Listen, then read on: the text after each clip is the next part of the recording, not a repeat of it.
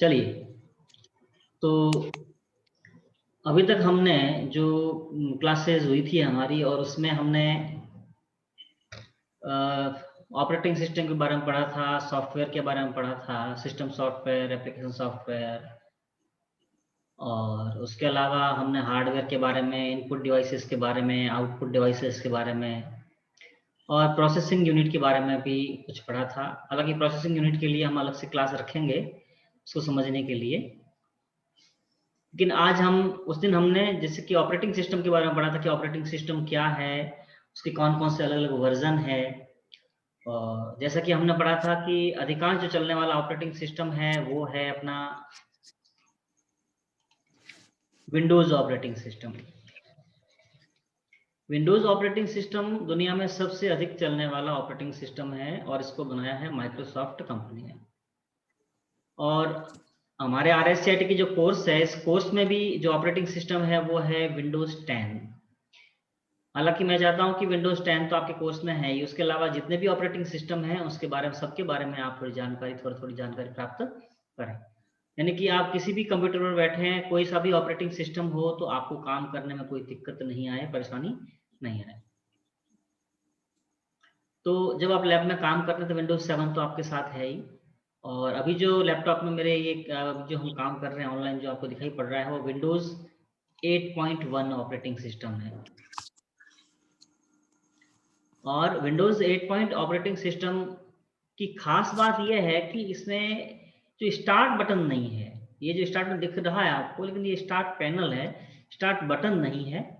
बाकी विंडोज 7 है या विंडोज 10 है, सब में स्टार्ट बटन दिया हुआ है, जबकि इसमें स्टार्ट पैनल है। और इसमें स्टार्ट पैनल के अंदर आप देख सकते हैं खूब सारे आइकन्स वगैरह हैं, वो यहाँ सीधे दे दिए गए हैं, ठीक है ना। और यहाँ पर क्लिक करके भी आप शॉर्ट जो है बाय नेम शॉर्ट करके भी आप आइकन्स देख सकते हैं, और प्रत्येक आइकन पर क्लिक करके आप कोई भी आइकन जो खोलना है, प्रोग्राम खोलना है, आप खोल सकते हैं।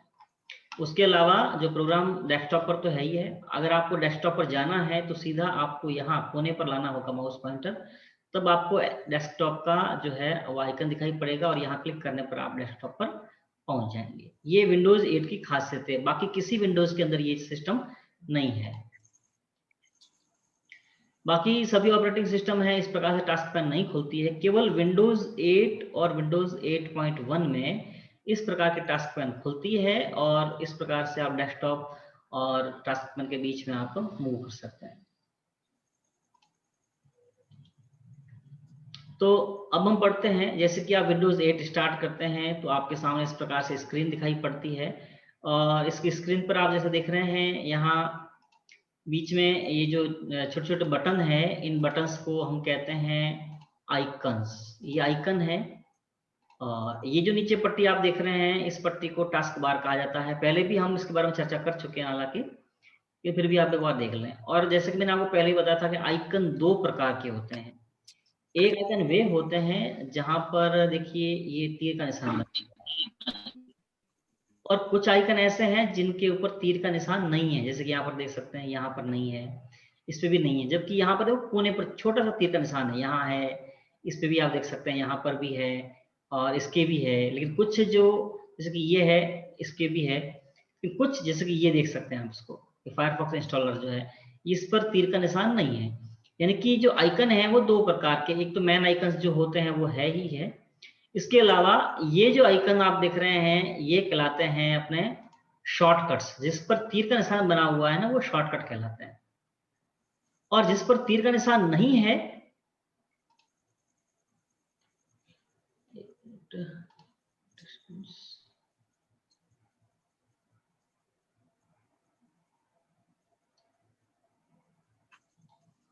और जिस पर तीर का निशान नहीं है, वे है मूल रूप से आइकन।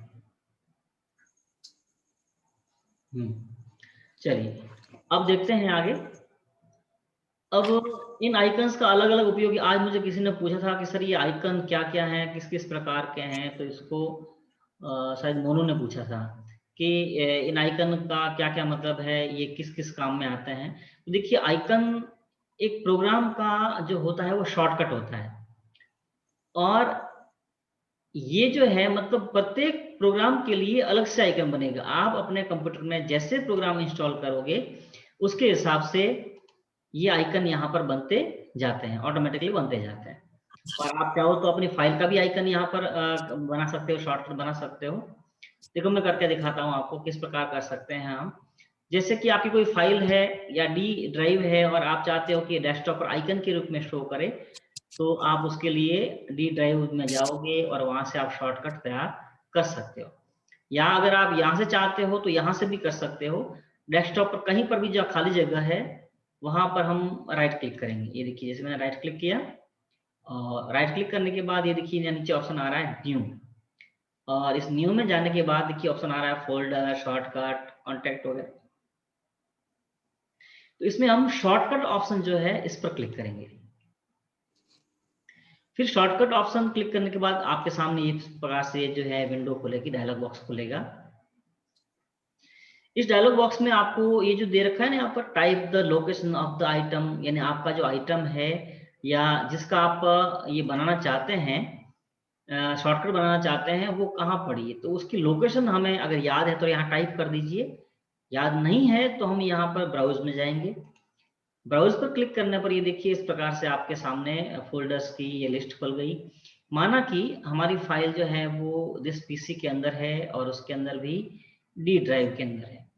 डी ड्राइव में गए और डी ड्राइव के अंदर जैसे कि मैं यहाँ सीबीयू शेयरगढ़ को चूज कर लेता हूँ कि सीबीयू शेयरगढ़ जो है इसका मुझे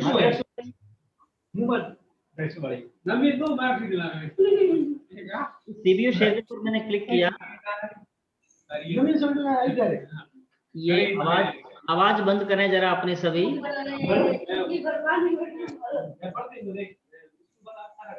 अपनी आवाज बंद करें। हाँ, तो जैसे कि ये सीबीयू शेयरगढ़ पर मैं क्लिक कर देता हूँ और क्लिक करने के बाद मैं ओके कर लेता हूँ, तो ये देखिए यहाँ पर ऑटोमेटिकली ये जो पाथ, फाइल का जो पाथ है वो आ गया है। देखो D/CBEO शेयरगढ़, मतलब कि डी के अंदर सीबीयू शेयरगढ़ नाम का फोल्डर है, उसको हमने शॉर्टकट के रूप में चुना है। और फिर नेक्स्ट पर क्लिक कर देंगे। नेक्स्ट पर क्लिक करने के बाद आइकन का नाम यहाँ देखो आ रहा है सीबीयू शेयरगढ़। आप चाहो तो इसको चेंज भी कर सकते हो, उससे कोई फर्क नहीं पड़ेगा। आप सीबीयू शेयरगढ़ 1 कर सकते हो या ओनली सीबीयू रख सकते हो, उससे कोई फर्क नहीं पड़ेगा। ये चेंज करने के बाद फिर आप यहाँ पर फिनिश कर देंगे। तो जैसे आप फिनिश करते हैं ये देखिए यहाँ पर सीबीयू शेयरगढ़ के नाम पर एक शॉर्टकट आ गया है। अब देखो ये तो शॉर्टकट है, देखो तीर का निशान इस पे भी आ रहा है ना, तो ये शॉर्टकट है। अब इसकी खास बात यह है कि आइकन के में और शॉर्टकट में अंतर क्या है। ये जो शॉर्टकट आइकन होते हैं इसकी खास बात यह है कि इसको अगर आप डिलीट भी कर देते हो तो मूल हमारा जो फोल्डर डी में पड़ा हुआ है वो डिलीट नहीं होगा। जैसे कि मैं आपको दिखाता हूँ, ये सीबीयू शेयरगढ़ जो फोल्डर मैंने बनाया था शॉर्टकट, इस पर डबल क्लिक करके उसको हम खोल भी सकते हैं। जिसमें डबल क्लिक किया तो डबल क्लिक करने के बाद आप देख लीजिए यहाँ पर वो आप देख सकते हैं यहाँ पर दिस पीसी, फिर डी और डी के अंदर सीबीयू शेयरगढ़ नाम का फोल्डर आपका खुल गया है। यानी कि आपको डी के अंदर जाने की जरूरत नहीं है, डायरेक्टली ही सीधा यहाँ पर क्लिक करके आप उसको खोल सकते हैं। अगर बाई चांस जैसे कि ये जैसे मैं आपको बता रहा हूँ शॉर्टकट है ये, और इसको आप डिलीट कर भी देते हो, जैसे आपने यहाँ से डिलीट कर दिया, डिलीट बटन दबाया, डिलीट करने पर देखिए आपको रिसाइकिल बिन में चला गया, तो आपका जो मूल फोल्डर है वो डिलीट नहीं होगा। देखिए जैसे कि मैं दिस पीसी खोलता हूँ और दिस पीसी खोलने के बाद ये देखिए डी, और डी के अंदर आप देख सकते हैं यहाँ पर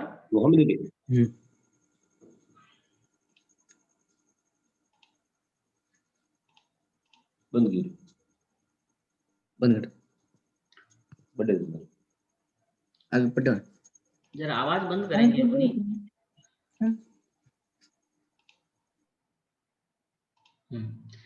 अब डी में देखिए जिस हिसाब से सीबीयू शेयरगढ़ ये फोल्डर को पड़ा है, जबकि मैंने इसका जो शॉर्टकट था वो मैंने डिलीट कर दिया। और डिलीट करके कहाँ गया, जैसे मैंने डिलीट किया वो फोल्डर कहाँ गया होगा, मैंने जैसे ही फोल्डर को यहाँ से डिलीट किया है तो वो डिलीट हुआ फोल्डर कहाँ गया होगा, रिसाइकिल बिन। बिल्कुल रिसाइकिल बिन में। ये देखिए रिसाइकिल बिन आप देख सकते हैं यहाँ पर, और जैसे ही मैंने वो फोल्डर डिलीट किया ये देख सकते हैं ये रिसाइकिल बिन के अंदर ये फोल्डर आ गया है। वो फोल्डर नहीं था, ये सिर्फ शॉर्टकट था और इसका कोई वजूद नहीं है। अगर आप इसको यहाँ से हटा भी दोगे तो अपनी जो मूल फाइल डी में पड़ी हुई है वो बिल्कुल भी नहीं गई, वो ज्यों की त्यों पड़ी है। चलिए, ये तो मैंने आपको थोड़ा सा आइकन के बारे में बताया कि हम किस प्रकार से शॉर्टकट बना सकते हैं और आइकन मिटा सकते हैं या ला सकते हैं। देखिए, आइकन भी ये जो आप डेस्कटॉप पर देख सकते हैं, इसको भी हम अरेंज कर सकते हैं। अरेंज करने के लिए जैसे कि मैं यहाँ पर राइट क्लिक करता हूँ, देखिए माउस के जो दो बटन होते हैं, लेफ्ट एंड राइट, तो राइट बटन पर जैसे हम क्लिक करते हैं तो राइट बटन पर क्लिक करने पर आपके सामने इस प्रकार से शॉर्टकट मेनू खुलेगा, इसको पॉपअप मेनू भी कहते हैं। तो व्यू में जाएंगे और व्यू में जाने के बाद देखिए ऑप्शन मिलेगा आपको यहाँ पर, सॉरी मैं यहाँ कर लेता हूँ, थोड़ा दिखने में आसान रहेगा। लार्ज आइकन है, मीडियम आइकन है, स्मॉल आइकन है, ऑटो अरेंज आइकन है ना, अलाइन आइकन टू ग्रिड है, शो डेस्कटॉप आइकन्स हैं। अब देखो हम अलग अलग करके देखते हैं इसको। जिसके मैं व्यू पर जाता हूँ और लार्ज आइकन कर लेता हूँ, तो देखिए ये बड़े बड़े आइकन यहाँ पर दिखने शुरू हो जाएंगे, बहुत ही बड़े बड़े आइकन दिख रहे हैं यहाँ पर। ये इसको हमें छोटा करना है तो वापस व्यू में जाएंगे, और मीडियम आइकन करना है तो ये मीडियम कर लेते हैं, तो आइकन जो है वो मीडियम आकार में शो करने लग जाएंगे। और बिल्कुल छोटे करने हैं तो हम यहाँ पर राइट क्लिक करके व्यू में जाकर के स्मॉल आइकन कर लेंगे, तो आइकन जो है वो छोटे छोटे शो करेंगे, ठीक है ना। इसको अगर हम जैसे कि ये तो व्यू में मीडियम है, लार्ज है, स्मॉल साइज कर दी है। ऑटो अरेंज, ऑटो अरेंज में क्या होता है, ऑटोमेटिकली ये अपने आप को लाइन से ग्रिड कर लेते हैं। इसको मैं हटा देता हूँ ऑटो अरेंज को भी। अब जैसे कि कोई आइकन पकड़कर मैं यहाँ लाता हूँ, देखो वो यहाँ आ गया, यहाँ लाया तो वो यहाँ आ गया, यहाँ आया तो वो यहाँ आ गया। इस मतलब आप कहीं से भी आइकन खींच खांच के आप कहीं भी सेट कर सकते हैं डेस्कटॉप पर, लेकिन उससे क्या होता है वो आइकन व्यवस्थित नहीं होते। इसको व्यवस्थित करना है तो आपको यहाँ पर राइट क्लिक करना होगा, और राइट क्लिक करने के बाद व्यू में ऑप्शन जो मिलेगा, व्यू में आपको मिलेगा ऑप्शन ऑटो अरेंज आइकन।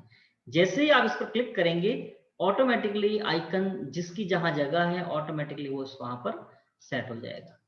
इसमें भी कई ऑप्शंस हैं, देखिए व्यू में के अंदर align icon to grid, grid के रूप में कर सकते हैं, है ना। और व्यू में शो डेस्कटॉप आइकन, अगर इसको आप हटा देते हैं तो आइकन आपके शो करने बंद कर दें। कई बार आते हैं बच्चे मेरे पास, सर के हमारा आइकन सारे गायब हो गए, कहीं डिलीट हो गए। वो डिलीट कहीं नहीं हुए हैं, वो वही हैं, लेकिन आपको केवल शो करना है और हाइड करना है। तो यहाँ राइट क्लिक करेंगे और राइट क्लिक करने के बाद यहाँ व्यू में जाएंगे और शो डेस्कटॉप आइकन करेंगे, तो वापस आपके डेस्कटॉप आइकन जो है वो शो करने लग जाएंगे। ये देखिए इस प्रकार से,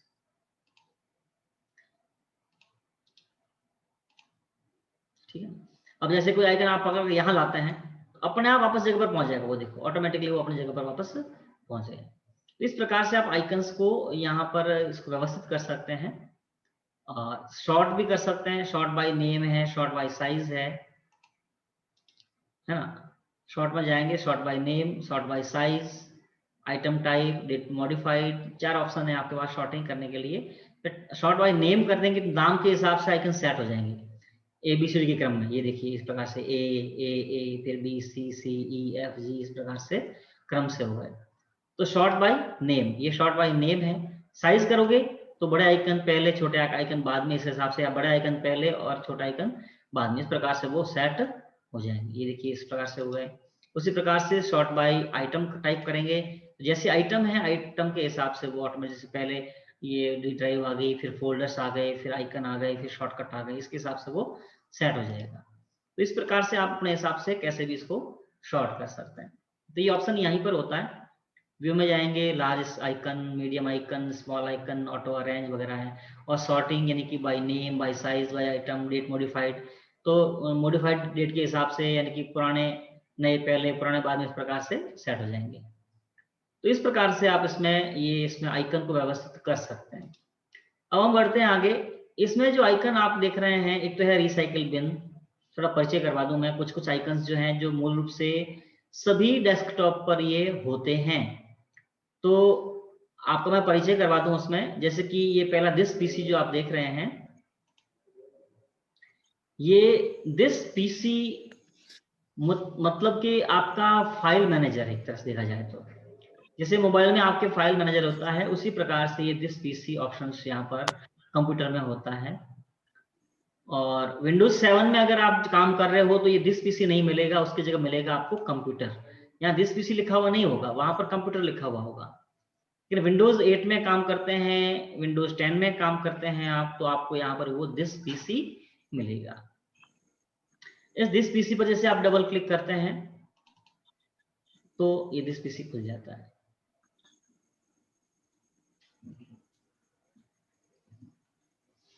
और जैसे आपके ये दिस पीसी खुला, आप देख सकते हैं ऊपर, यहाँ ऊपर जो सबसे ऊपर वाली पट्टी जो होती है वो लगभग सब में होती है।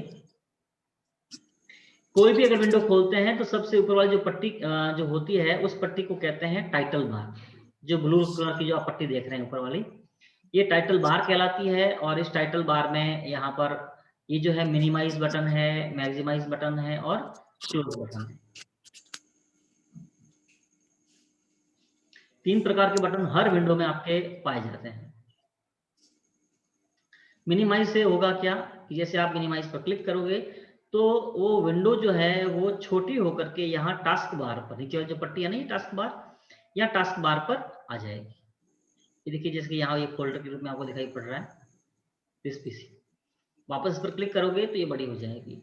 और ये बीच वाला जो बटन है ये इसको कहते हैं मिनिमाइज बटन, सॉरी ये रिस्टोर बटन या मैक्सिमाइज बटन। जैसे आप इसको क्लिक करोगे तो अब ये हो गया मैक्सिमाइज बटन। अब देखिए, अब लिखा हुआ आ रहा है मैक्सिमाइज बटन। अब इसको विंडो को आप कोने से पकड़कर छोटा बड़ा भी कर सकते हैं अपने हिसाब से। देखिए, कोने से पकड़कर कर सकते हैं, यहाँ राइट साइड से पकड़कर कर सकते हैं, लेफ्ट साइड से पकड़कर कर सकते हैं। ये बॉर्डर पर लाओगे तो आपका माउस पॉइंटर ये 2 मुंह वाला हो जाएगा। उसके बाद आप इसको पकड़कर जैसा भी आकार है, छोटा बड़ा करना है वैसा आप कर सकते हैं। कोने से पकड़कर करोगे तो लंबा चौड़ाई में आपके हिसाब से जैसे चाहे वैसा कर सकते हैं।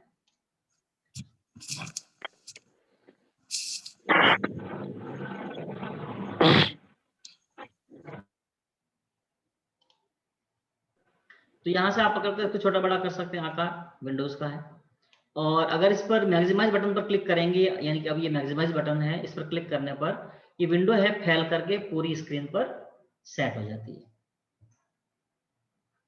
तो इस हिसाब से यानी कि विंडो का आकार छोटा और बड़ा करना, मिनिमाइज करना, और ये लास्ट वाला जो बटन है वो क्लोज बटन है, जिसके ऊपर क्लिक करके आप किसी भी विंडो को क्लोज कर सकते हैं। फिर ये बटन जो आप देख रहे हैं, ये आइकन जो है ये रिसाइकिल बिन का है। रिसाइकिल बिन के बारे में मैंने आपको बताया भी था कि ये एक कचरा पात्र है। यानी कि जैसे आप इस पर डबल क्लिक कर कोई भी फाइल डिलीट करते हैं, जैसे कि आप यहाँ से ये फाइल डिलीट करते हैं, जैसे डेस्कटॉप डेटा शॉर्टकट, जैसे मैंने ये फाइल डिलीट की, ठीक है ना, इसको मैं डिलीट करता हूँ यहाँ से, कीबोर्ड से डिलीट बटन दबाया तो वो डिलीट हो गई फाइल, और डिलीट होने के बाद में वो चली गई रिसाइकिल बिन में। आप देख सकते हैं, ये देखिए, जैसे मैंने खोला ये पड़ी यहाँ पर। कोई भी जब आप चीज डिलीट करते हैं, मिटाते हैं, तो वो रिसाइकिल बिन में चली जाती है। वापस लाना है उसको तो हम यहाँ पर कर सकते हैं, राइट क्लिक करके इसके ऊपर राइट क्लिक कर सकते हैं, ऑप्शन मिलेगा रीस्टोर। और जैसे रीस्टोर पर क्लिक करते हैं, ये फाइल जहां से हमने डिलीट की थी वहां पर वापस पहुंच जाएगी। ये देखिए पड़ा है डेस्कटॉप डेटा शॉर्टकट, जो हमने डिलीट की थी वो फाइल वापस यहाँ पर पहुंच गई। अगर परमानेंटली डिलीट करनी है किसी फाइल को या किसी फोल्डर को, तो शिफ्ट के साथ डिलीट करने पर वो चली जाएगी, डिलीट हो जाएगी। तो इस प्रकार से फाइल को आप डिलीट करने पर ये जाती है रिसाइकिल बिन में। तो रिसाइकिल बिन एक कचरा है हमारा। उसके अलावा आपके यहाँ पर दूसरे अगर कोई आइकन जैसे वर्ड है, एक्सेल है, पावर पॉइंट है, या कोई फोल्डर वगैरह है, तो आप आइकन यहाँ पर बना सकते हैं। यानी इस प्रकार से आप आइकन को व्यवस्थित कर सकते हैं, नए आइकन बना सकते हैं। और मूल रूप से जो आइकन डेस्कटॉप पर होते हैं वो ये होता है, दिस पीसी है और रिसाइकिल बिन है। और उसके अलावा बहुत सारे जो सॉफ्टवेयर आप बनाते हैं वो हो सकते हैं। चलिए, अब हम बढ़ते हैं दिस पीसी के अंदर, यानी कि दिस पीसी के द्वारा ही हम कंप्यूटर में प्रवेश करते हैं। तो दिस पीसी पर क्लिक करेंगे, डबल क्लिक करेंगे जैसे ही, तो आपके सामने दिस पीसी खुल जाएगा। अब आप इसमें देख सकते हैं, इसमें सी ड्राइव और डी ड्राइव, ई ड्राइव, इस प्रकार से ड्राइव्स इसमें व्यवस्थित कर रखी हैं। एक्चुअल में ये है क्या, हमारे कंप्यूटर में, जैसा कि हमने आपको पता होगा, हमने स्टोरेज पढ़ा था, नहीं मेमोरी। और जब हमने मेमोरी पढ़ी थी तो मेमोरी के अंदर मैंने आपको समझाया था कि कंप्यूटर के अंदर एक डिवाइस लगी रहती है जिसको हम हार्ड डिस्क डिवाइस कहते हैं, हार्ड डिस्क ड्राइव। ये सी और डी जो आप देख रहे हैं और कुछ नहीं है, ये हार्ड डिस्क ड्राइव के ही पार्ट हैं। ये हार्ड डिस्क ड्राइव को हम क्या करते हैं, सॉफ्टवेयर के द्वारा दो भागों में बांट लेते हैं। हार्ड डिस्क को एक ही रहती है, लेकिन उसके क्या कर लेते हैं, सॉफ्ट के हिसाब से दो टुकड़े कर लेते हैं, जिसको हम ड्राइव कहते हैं, जैसे लॉजिकल ड्राइव कहते हैं। जैसे ये सी ड्राइव है, देख सकते हैं आप ये, और ये डी ड्राइव है। हार्ड डिस्क एक ही है, लेकिन हमने इसको लॉजिकल रूप से बांट दिया सॉफ्टवेयर के हिसाब से। बांटते क्यों है, जैसे कि कुछ डेटा देखो सी में है और डी में है। आप सी पर देख सकते हैं, यहाँ पर एक विंडो का लोगो बना हुआ है। इसका मतलब ये हुआ कि आपका जो ऑपरेटिंग सिस्टम है वो सी ड्राइव में है, जबकि डी ड्राइव डेटा ड्राइव है, इसके अंदर डेटा रहता है। इसके जो भी आप प्रोग्राम वगैरह इंस्टॉल करते हैं, या जो भी आप आपका जो विंडो है वो सी में ही रहता है। कई बार आप जैसे आप फाइल बनाते हैं और फाइल बनाने के बाद डेस्कटॉप में सेव कर देते हैं, या डॉक्यूमेंट में सेव कर देते हैं, या पिक्चर में सेव कर देते हैं, तो वो कहीं बाहर नहीं है। वो सारे के सारे ये जो आप देख रहे हैं, desktop, document, downloads, music, picture, videos, ये और कहीं नहीं, ये सीधे सी में है। और सी में कहाँ पर है, मैं आपको खोल के दिखाता हूँ। देखिए, ये सी खोला मैंने, और सी के अंदर आप देख सकते हैं ऑप्शन होता है कि यूजर्स।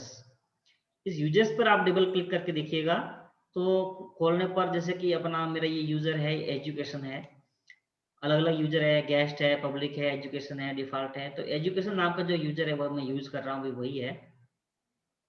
इस पर मैं डबल क्लिक करूंगा, तो डबल क्लिक करने पर ये देखिए यहाँ पर आ रहा है, ये सारे desktop, document, downloads, favourite, link, music, सब यहीं के यहीं पड़े हुए हैं।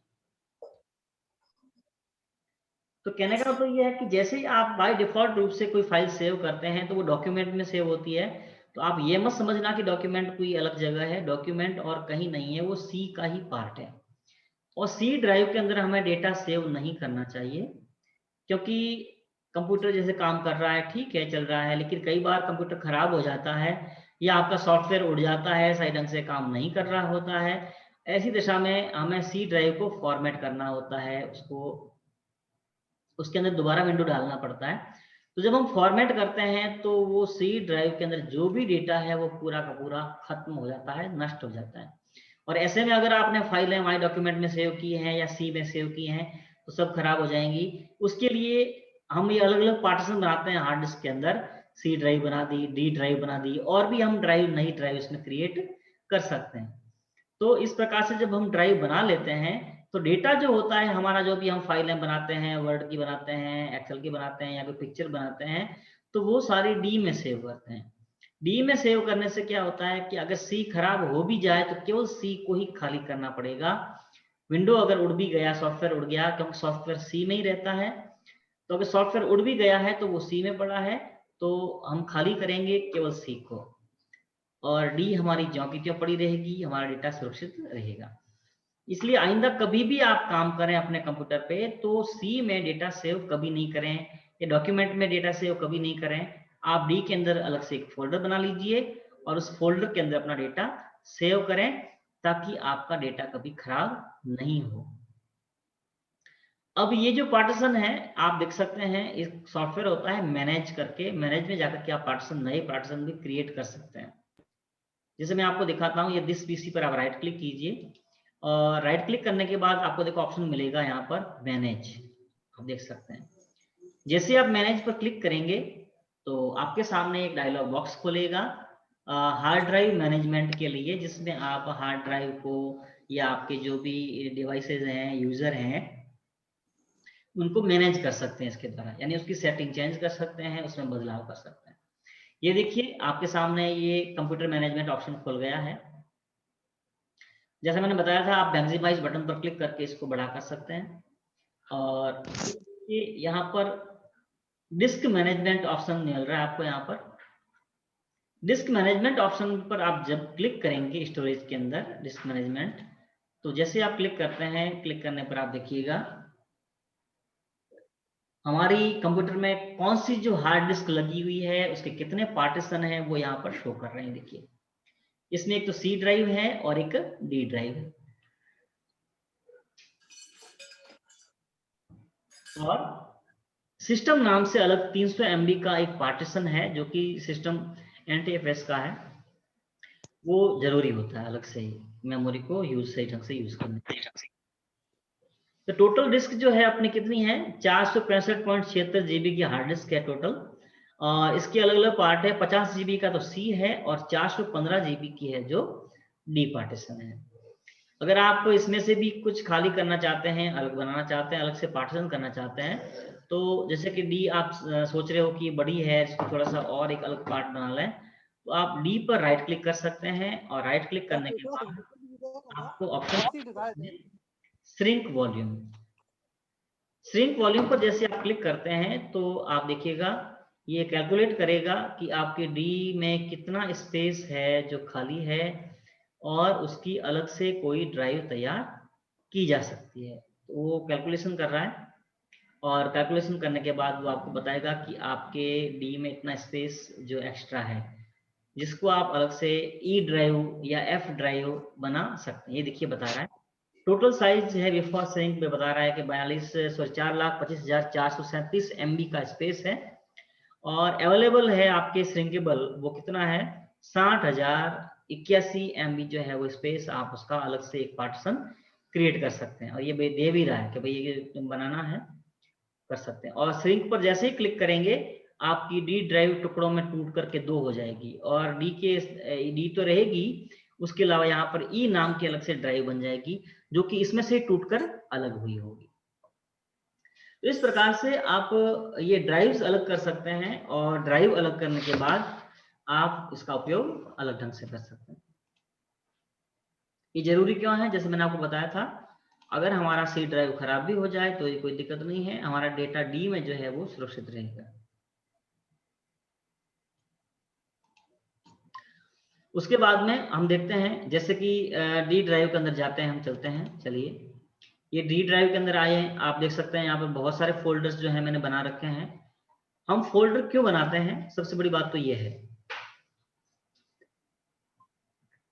हम जो काम करते हैं रोज अलग अलग ढंग से काम करते हैं, हो सकता है हमारा डेटा अलग अलग हो और हम काम कर रहे हैं, किसी फोल्डर में हम फोटो रखते हैं, किसी फोल्डर में हम गाने रखते हैं, किसी अलग फोल्डर के अंदर हम वर्ड की फाइलें रखते हैं या किसी अलग फोल्डर के अंदर हम एक्सेल की फाइलें रखते हैं, किसी में हमारी ई बुक्स होंगी तो ई बुक्स रखते हैं, PDF फाइलें रखते हैं। तो इस हिसाब से काम के हिसाब से, जैसे कि मैं काम करता हूँ हर साल के हिसाब से मैंने 2 फोल्डर बना लिए, 19-20 का अलग बना दिया, 20-21 का अलग बना दिया, ताकि मुझे ध्यान रहे कि इस साल जो मैंने काम किया था वो 19-20 में है या 20-21 में है। तो फोल्डर अब बनाते कैसे हैं, मिटाते कैसे हैं, इसको हम थोड़ा सा देख लेते हैं। जैसे आपको नया फोल्डर बनाना है तो ऑप्शन देखो यहाँ पर भी है न्यू फोल्डर, देखो सबसे ऊपर यहाँ पर देखो लिखा हुआ है न्यू फोल्डर, आप यहाँ इस पर क्लिक करके नया फोल्डर बना सकते हैं या फिर यहाँ राइट क्लिक करके, जैसे आपको यहाँ बनाना है तो खाली जगह में राइट क्लिक कर दो और राइट क्लिक करने के बाद ये ऑप्शन मिलेगा, देखो इसमें आपको मिलेगा एक न्यू ऑप्शन मिलेगा और न्यू में जाकर के आप यहाँ पर देखो फोल्डर ऑप्शन है, इस पर क्लिक करके भी आप एक नया फोल्डर बना सकते हैं, क्रिएट करते हैं।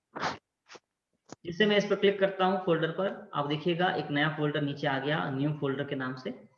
और अब मैं ये ब्लू कलर में शो कर रहा है तो मैं इसका नाम चेंज कर सकता हूँ।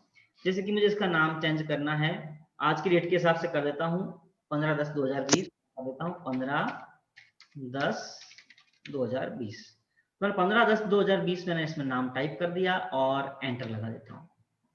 एंटर लगाने पर देखिएगा ये फोल्डर बिल्कुल बनकर तैयार हो गया है। एक एंटर और लगाऊंगा तो ये फोल्डर खुलकर मेरे सामने आ जाएगा। ये देखिए 15/10/2020 फोल्डर बन गया।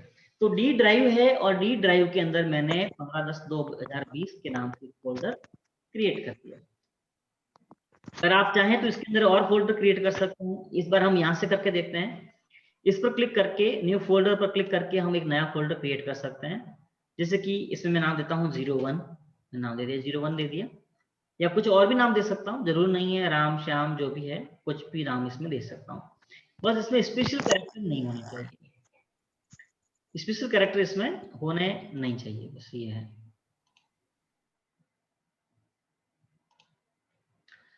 अब 01 जो मैंने फोल्डर बनाया है, आप इसको डबल क्लिक करके खोल सकते हैं। इसके अंदर चाहें तो और फोल्डर बना सकते हैं, या 15/10/2020 का जो फोल्डर बनाया है इसके अंदर चाहें तो और फोल्डर बना सकते हैं। जैसे मोबाइल में आप लोग बनाते हैं वैसे ही आप कंप्यूटर के अंदर भी फोल्डर बना सकते हैं। अब फोल्डर बनाना है, जैसे कि ये 02 फोल्डर बनाया है और मैं इसका नाम चेंज करना चाहता हूं, तो करना कुछ नहीं है, इस पर क्लिक कर देता हूं और फिर राइट क्लिक कर देता हूं और राइट क्लिक करके ऑप्शन है इसमें रीनेम। रीनेम से पर क्लिक जैसे करूंगा, देखो ये ब्लू कलर में शो करने लग गया और इसका मैं नाम यहाँ पर चेंज कर सकता हूँ, जैसे कि मैं कर लेता हूँ राम। तो राम के हिसाब से देखो नाम से फोल्डर बन गया। एक तरीका और भी है, इस पर फोल्डर पर क्लिक करो और क्लिक करने के बाद देखो ऊपर आपको ये ऑप्शन मिलेगा यहाँ पर रीनेम, यहाँ से भी कर सकते हैं। रीनेम पर क्लिक किया, देखो ये राम हाईलाइट हो गया। आप इसको चाहो तो यहाँ पर इसको श्याम कर सकते हो, बाहर क्लिक कर दो, आपका जो फोल्डर है श्याम के नाम से हिसाब से। एक तरीका और है कीबोर्ड शॉर्टकट के हिसाब से, जैसे आप इस पर क्लिक कर दो, क्लिक करने के बाद आप कीबोर्ड से F2 फंक्शन की है ना, F1 से F12 तक 12 कीज मैंने आपको बताया था सबसे ऊपर, तो इसमें जो 2 नंबर की जो की है F2 नाम की, उस पर उसको दबा दो। तो दबाने पर इस प्रकार से आपके ये हो जाएगा। फिर आप उसकी जगह कोई और नाम, जैसे मुझे राम वापस राम करना है तो मैं इसको वापस में राम कर लेता हूँ। ओके, इस प्रकार से आप फोल्डर के 3 तरीके जो मैंने आपको बताए रीनेम करने के, एक तो राइट क्लिक करके रीनेम ऑप्शन को चूज करना, दूसरा इस पर क्लिक करने के बाद या रीनेम ऑप्शन को चूज करना, और तीसरा मैंने बताया कीबोर्ड से इस पर क्लिक करने के बाद कीबोर्ड से F2 की प्रेस करना। ऐसा करके आप 3 तरीकों से भी किसी भी एक तरीके से आप अपने फोल्डर को रीनेम कर सकते हैं, उसमें नाम चेंज कर सकते हैं। अगर आप फोल्डर को डिलीट करना चाहते हैं तो देखिए ऑप्शन ऊपर यहाँ पर मिल रहा है डिलीट ऑप्शन, सीधा आप इस पर क्लिक कर दो या कंट्रोल डी कर दो तो भी डिलीट हो जाएगा। आप देख सकते हैं लिखा हुआ आ रहा है कंट्रोल डी, शॉर्टकट है कीबोर्ड से, या फिर कीबोर्ड से आप सीधा डिलीट की दबा दोगे तो भी डिलीट हो जाएगा। जैसे आप डिलीट की दबाते हो कीबोर्ड से तो भी वो फोल्डर आपका डिलीट हो जाएगा। और वापस अगर वापस लाना है तो कंट्रोल जेड कर दो, अंडू, कंट्रोल सेट जिसको कहते हैं अंडू कहते हैं, तो वापस आ जाएगा, यानी कि जहां डिलीट किया था वहां से वापस ये आपके आ जाएगा। तो इस प्रकार से हम फोल्डर को सेलेक्ट कर सकते हैं, फोल्डर को डिलीट कर सकते हैं। अब अगर हमें कोई फाइल इसमें लाकर डालनी है, जैसे कि डी ड्राइव में से जाता हूं मैं और माना कि कोई ये फाइल है, ये फाइल मैं पकड़ कर यहाँ पर लाके ये फाइल है, इसको मैं कॉपी करता हूँ। तो कॉपी करने का तरीका क्या है, राइट क्लिक करो और राइट क्लिक करने के बाद ऑप्शन मिलेगा आपको कॉपी, आप इसको कॉपी कर सकते हो।